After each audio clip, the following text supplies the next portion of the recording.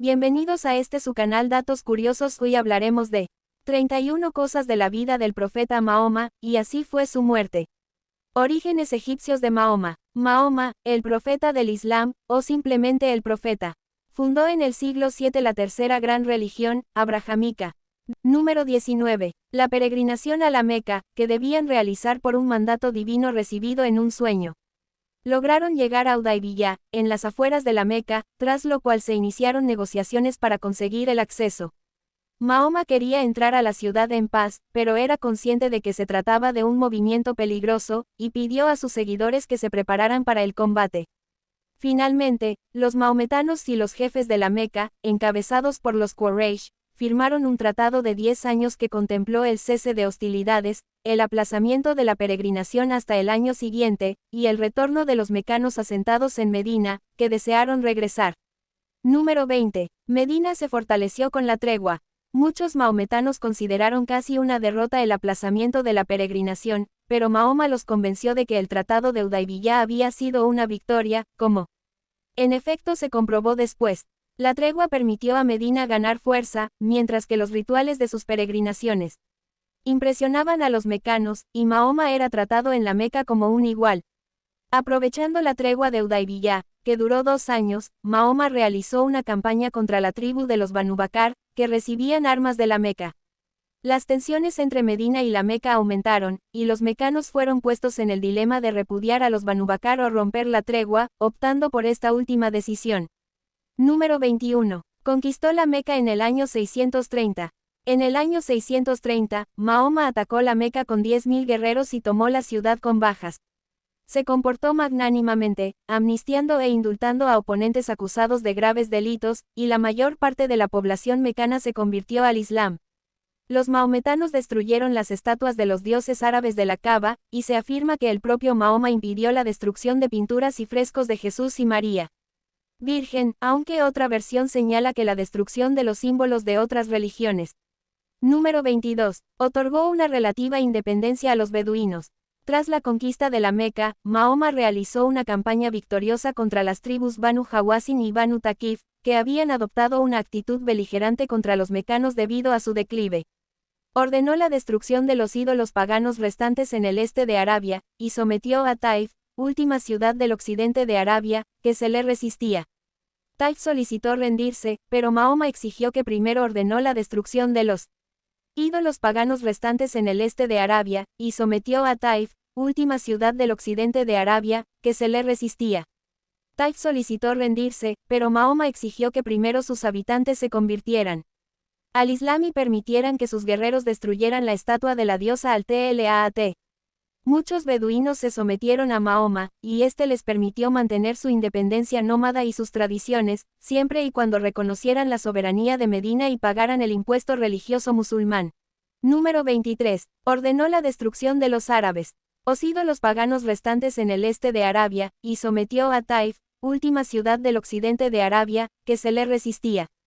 Taif solicitó rendirse, pero Mahoma exigió que primero sus habitantes se convirtieran al Islam y permitieran que sus guerreros destruyeran la estatua de la diosa Al-Tlaat.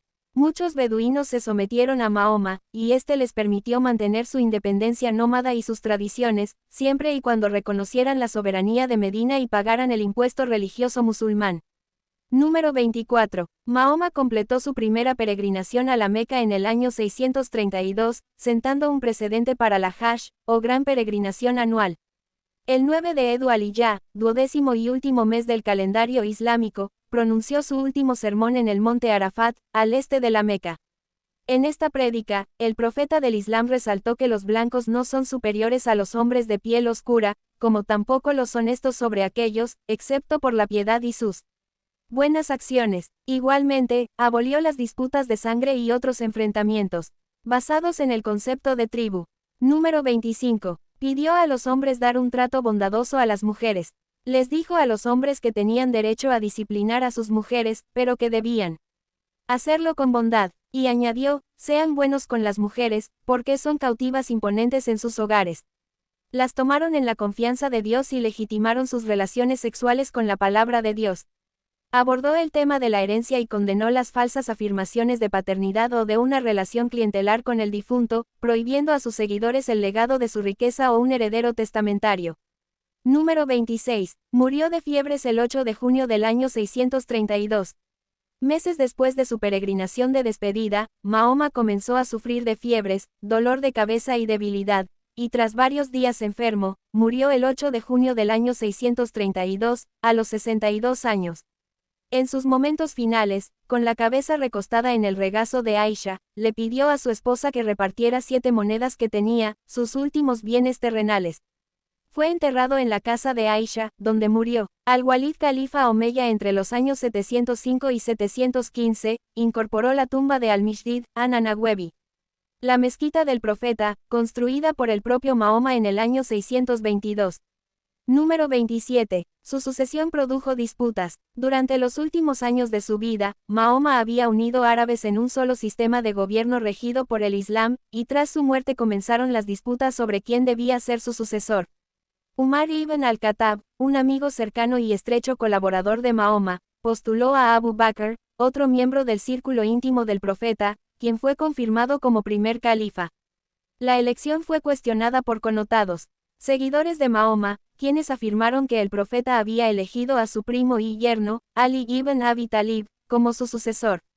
Sin embargo, la elección de Abu Bakr se mantuvo firme, aunque gobernó solo 2 años como primer califa del Islam, debido a que murió de fiebres en el año 634.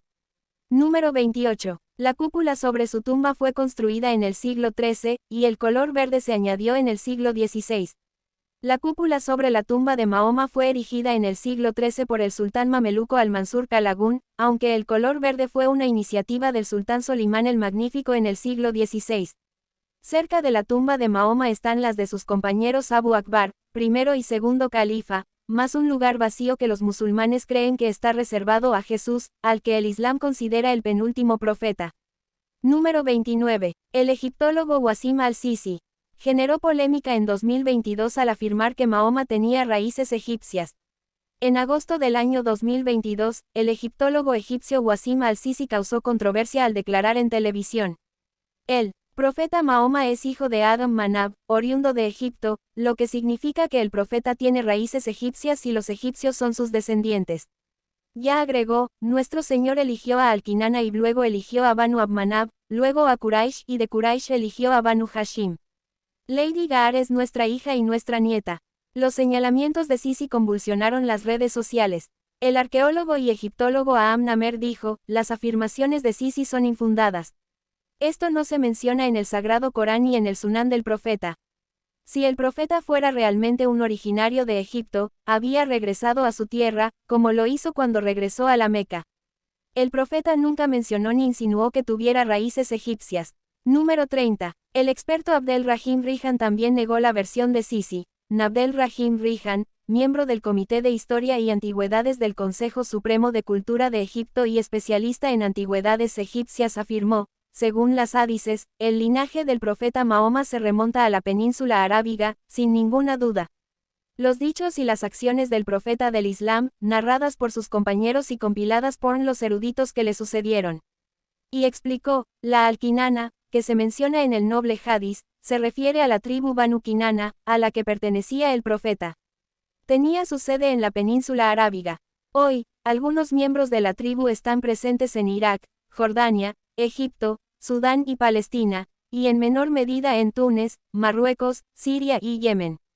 Rihan añadió, el clan Quraysh era una rama de la tribu Kinana que era independiente del resto de Banu Kinana. Número 31. Sisi causó más polémica al mencionar un mural con los faraones postrándose sobre sus barbillas. Fatia al-Hanafi, profesora de la Universidad Al-Zahar, dio crédito a la versión de Sisi al expresar, es posible rastrar el linaje del profeta Mahoma hasta Egipto, dado el parentesco con el profeta Ismael, y añadió, Lady Agar, que era egipcia, era la esposa del profeta Mahoma, y la madre de su hijo Ismael. El profeta Ibrahim y Lady Agar, así como su hijo Ismael, se mudaron de Egipto a la Meca, donde se establecieron en un valle baldío junto a Masjid al-Haram. En este lugar después se construyó la gran mezquita de la Meca. Sisi provocó más controversia cuando mencionó un mural que muestra a los faraones postrándose sobre sus barbillas, algo que se menciona en el Sagrado Corán, en Surah al-Isra. El Corán menciona que los fieles deben apoyarse en la barbilla, en lugar de en la barbilla. El Corán menciona que los fieles deben apoyarse en la barbilla, en lugar de en la barbilla. La frente en la postración. Número 32. Expertos islámicos tampoco comparten lo que dice Sisi sobre el mural faraónico. La interpretación de Sisi del verso es extraña e inexacta. Los arqueólogos están de acuerdo en que el versículo se refiere a la gente del libro durante la época del profeta. La expresión gente del libro, o dhimmis, es utilizada por los musulmanes para referirse a los no musulmanes, especialmente judíos y cristianos. Según Ahama Mr., no hay conexión alguna entre el mural faraónico y el verso coránico. Durante las conquistas islámicas y la época de los califas, correctamente guiados, no se hicieron tales afirmaciones. Incluso el Corán no menciona la antigua civilización egipcia, pero sí menciona a la gente de Ad, Tamud, y la gente de Lot, y también a los persas. Más de 1400 años después de ser fundada por Mahoma en el desierto arábigo, el Islam es la segunda fe mundial en número de adeptos, con más de 1.600 millones de seguidores, siendo la que experimenta la mayor tasa de expansión entre las tres grandes religiones abrahámicas. Gracias por verme, despido de ustedes, los invito a que se suscriban a mi canal y le den me gusta.